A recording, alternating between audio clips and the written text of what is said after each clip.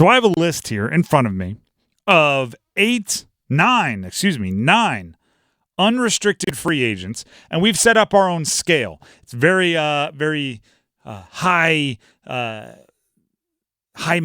It's very analytical. It's very complicated. 1 through 5. 1 meaning you do not even see a path where you would, if you were in Don Waddell's shoes, expect this player back on the Carolina Hurricanes. 5 meaning priority, top of the list. I would do what it takes to get this player back on the Carolina Hurricanes. I think they are vital. They are a cornerstone species, right? They are the keystone in a run to next year's Stanley Cup, which is what you have to be thinking of. Do you mind, Dennis, you're going to be participating in this. We're giving a number. Right. As we discussed before the show. I don't know why I broke news to you there. Do you mind the order, or can I choose? Go for it.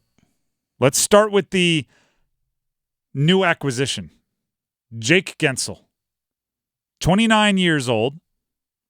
$6 million his previous salary, average annual value. 1 to 5. How much do you think they need Jake Guentzel back? 7. You're all in. Yes. Even if it's at $9 million a year. It might be that number. Because I do want to make sure in this exercise we are taking into account what it would take to bring that player back. Because I don't want it to be, let's bring them all back and just tell them they all get $2 million. Like, if you're bringing Jake Guentzel back, it's at a cost that is going to be higher than anyone else on this list. He's the best winger that Sebastian Aho has played with. Simple as that. Let's hear from Jake Guentzel. We have some audio. Jake Guentzel on his situation. Yeah, I mean, I loved my experience here. I loved it here. It's a great place to play. I don't think you realize the behind the scenes how good it is, and the guys make it good too. So see what happens. Yeah, hopefully. I'm really. I just loved my time here, and it was, we're gonna see what happens after next little bit here. I'm giving it a 5 also. I mean, you gave it a 7 on a scale of 1 to 5 after I explained that it's supposed to be a very simple system. Yeah. You went and made it complicated out the gate. Yes, I did. That's how much I believe in that guy. I'm giving it a 5. I have this, I don't even know if it's a theory. It's a gut reaction anytime I see a trade where I tend to, unless it's just an exorbitant overpay, unless it's just, a billion trillion picks and players for one mediocre player, I tend to think the team that gets the best asset, the one biggest asset, is the winner. So using that logic here, I think Jake Guentzel is like the big fish. Like he is the big fish next to fishy. I think he is the top end here. He's shopping on the top shelf. I think a good free agency or a good front office in an offseason, you can fill your fourth line. Right, you can find a defenseman or two to put into your rotation. I think it is much more difficult to find the guys with rare ability, and Jake Guentzel has rare ability, and you pay for scarcity, right? You pay for rare, you pay for unique, and he brings a lot of that. He's one of the top overall 3 free agents, probably top 1, depending on who you ask, in the entire NHL. Which is why I did suggest, the entire league. Even if the money, would you pay him more than Aho? Ooh, I don't know.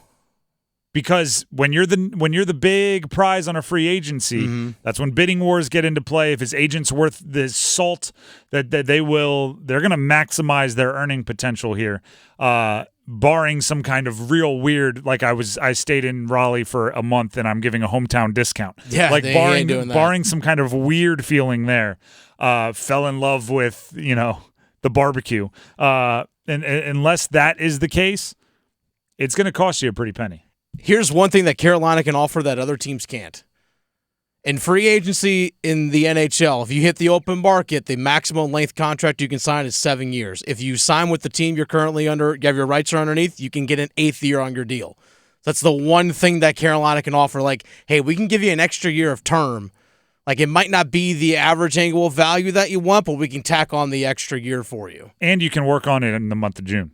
Exactly. You can slow play it while other teams will have to wait right at that finish line of free agency to pounce. All right, so we're high on Jake Guentzel. Let's go to Teuvo Teravainen next. Let's go with the centers. Age 29, previous annual average annual value 5.4. I'll start this one. I'm going 3. I think Teuvo Teravainen is a guy you bring back if maybe you strike out on some other targets. He's a guy you bring back if he's willing to take a little bit less money to hang around. He's a guy you bring back but if every time you say he's a guy you bring back, you're following that with if you don't love him that much. Let's hear from Teuvo Teravainen himself before we hear from Dennis.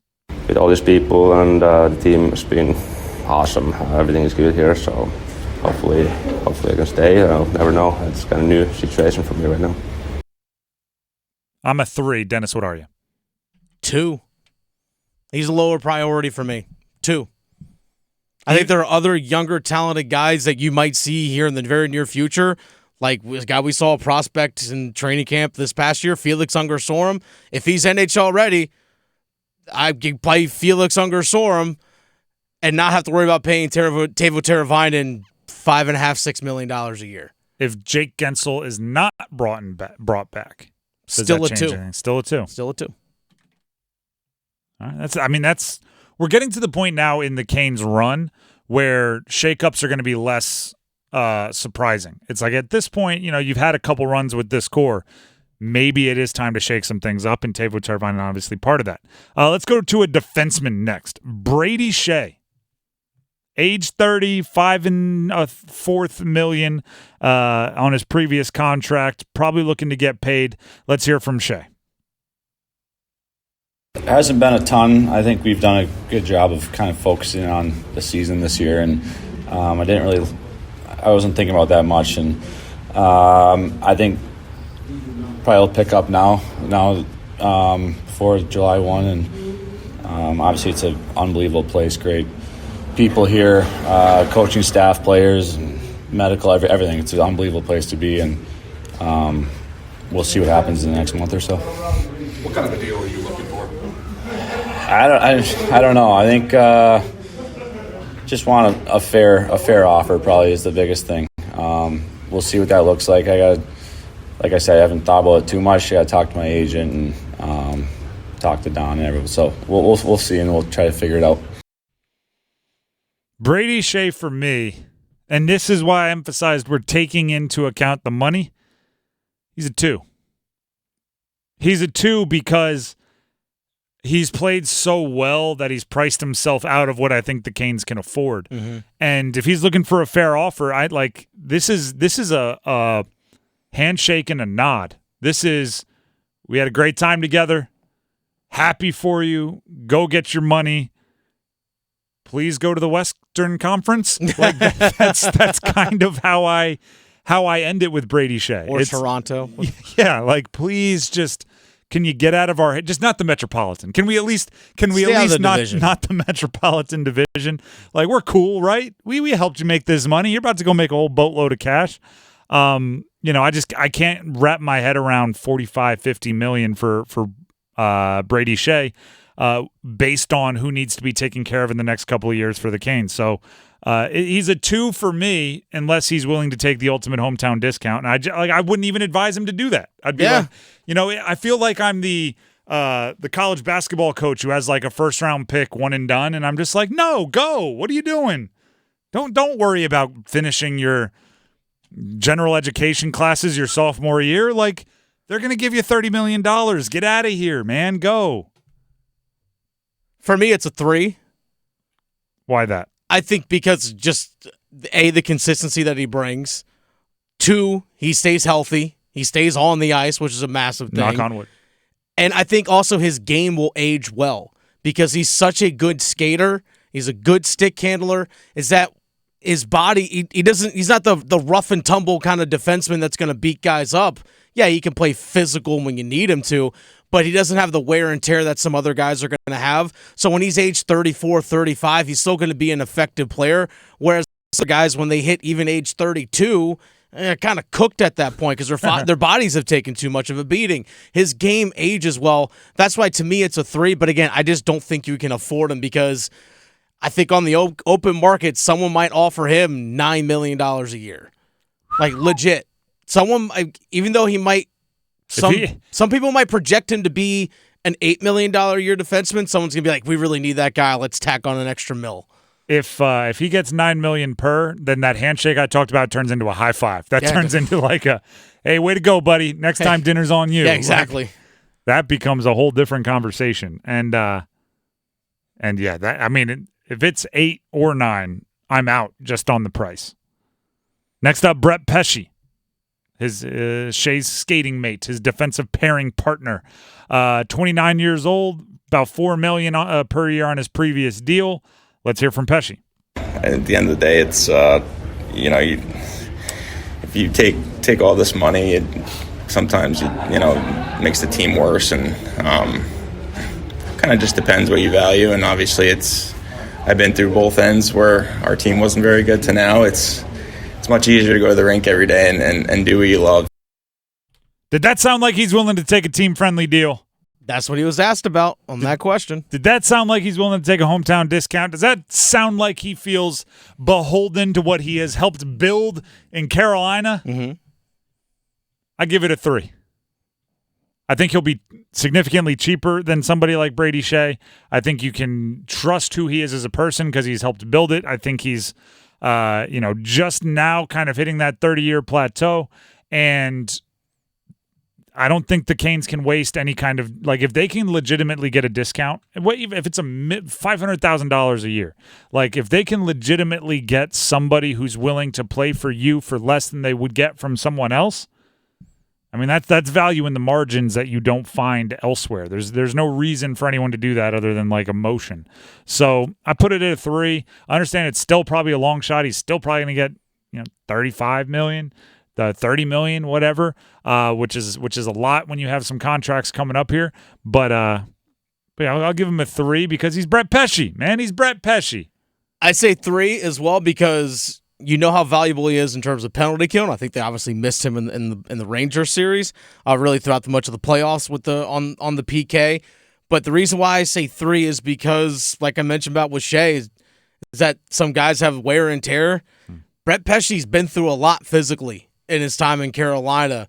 Both shoulders he's had issue with, the broken fibula, which I don't think long-term is going to be an issue as someone who's broken their fibula before.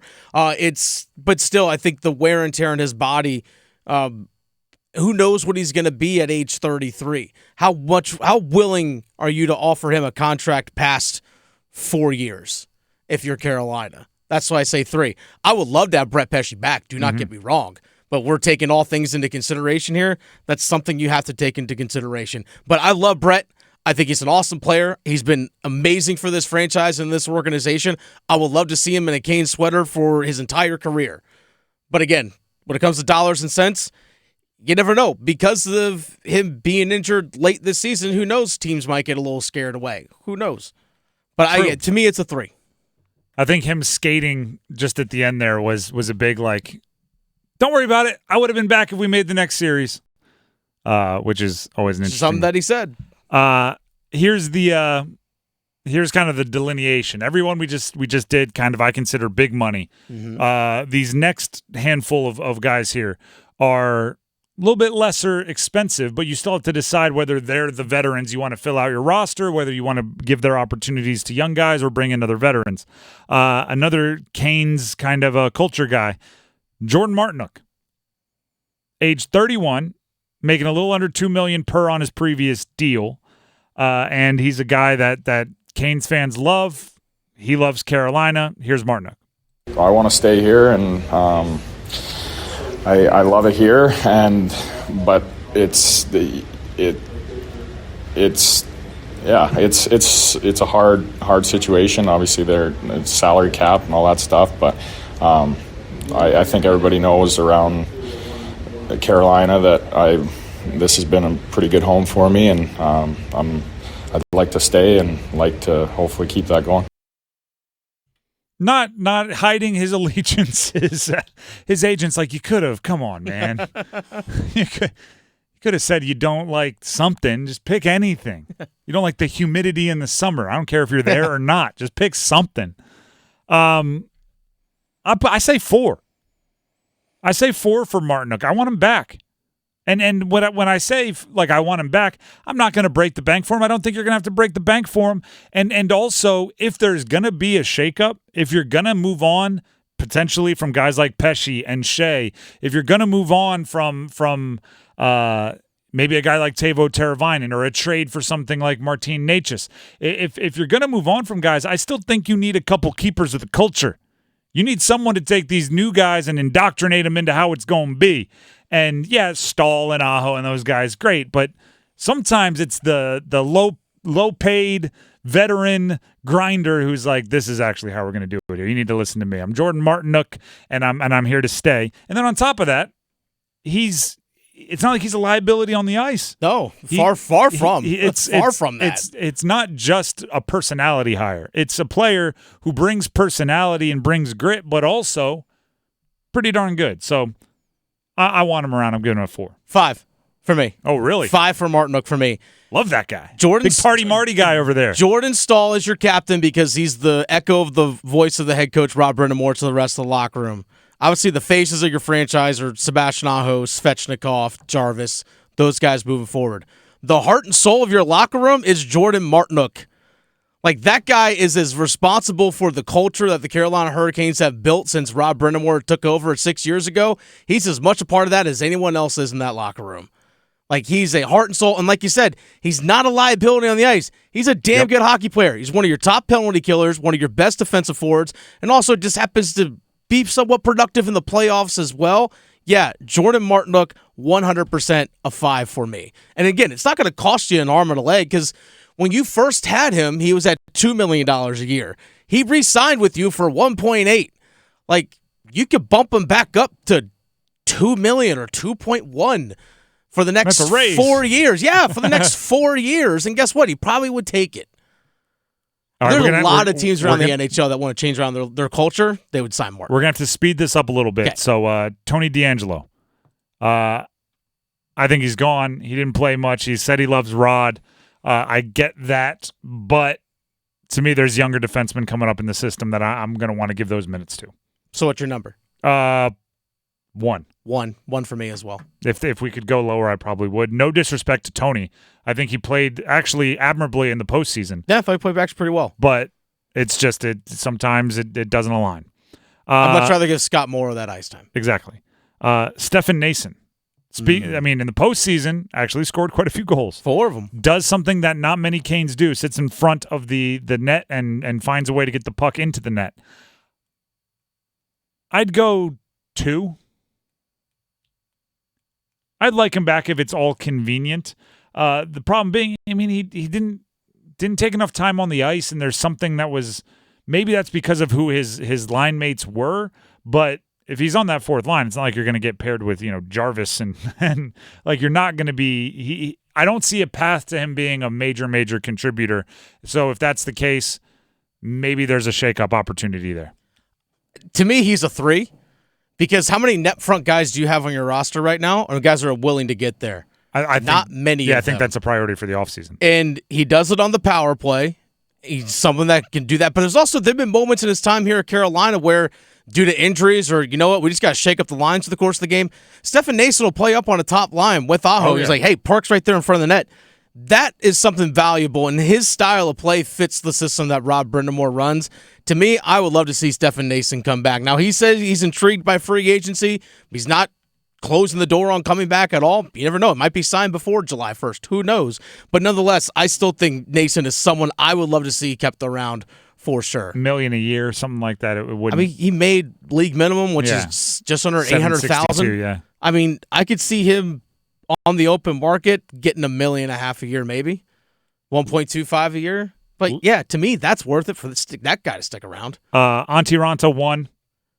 Yeah, he's not coming back. It's a 1. Jalen Chatfield, last one we have here. Oh, hit me. 5. 5? Because of what he does for Orlov, and if you're not going to be able to bring Pesce and Skjei back, which is up in the air, I want 2 returning lines, and with Slavin and Burns, and then Orlov and Chatfield, those are your top 4 defensemen right there. Chatfield is a 5 for me as well, because man, after next season, Brent Burns is a free agent too. Mm-hmm. And you got to have and Orlov, you got to have some stability there.